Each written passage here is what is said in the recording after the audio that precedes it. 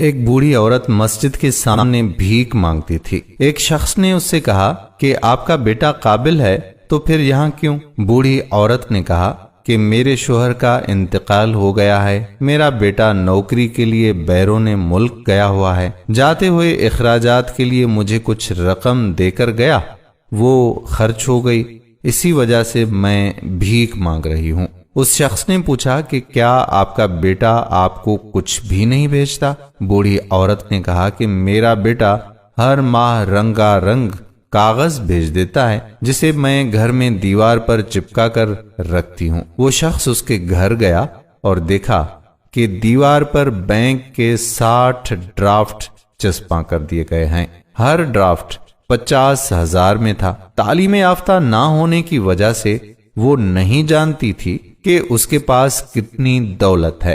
اس شخص نے اسے ڈرافٹ کی اہمیت سمجھا دی۔ دوستو، ہماری حالت بھی اس بوڑھی کی سی ہے۔ ہمارے پاس قرآن پاک ہے اور ہم اسے اپنے ماتھے پر لگا کر اپنے گھر میں رکھتے ہیں اور پھول چڑھاتے رہتے ہیں، لیکن ہم اس کا فائدہ اس صورت میں اٹھا سکیں گے جب ہم اسے پڑھیں گے، اس کے معنی اور تفسیر کو پڑھ کر سمجھیں گے اور قرآن کریم کو ہماری عملی زندگی میں لے آئیں گے، تبھی انشاءاللہ ہماری دنیا اور اس کے بعد کی زندگی دونوں بہتر ہو جائیں گی۔ دوستو، ہم امید کرتے ہیں کہ یہ چھوٹی سی کہانی آپ کو ضرور سمجھ میں آئی ہوگی اور آپ اس کو زیادہ سے زیادہ شیئر بھی کریں گے۔ اگر آپ نے ابھی تک ہمارا یوٹیوب چینل راہ حیات آفیشل سبسکرائب نہیں کیا تو چینل کو سبسکرائب کر کے بیل آئیکن کو پریس کر لیں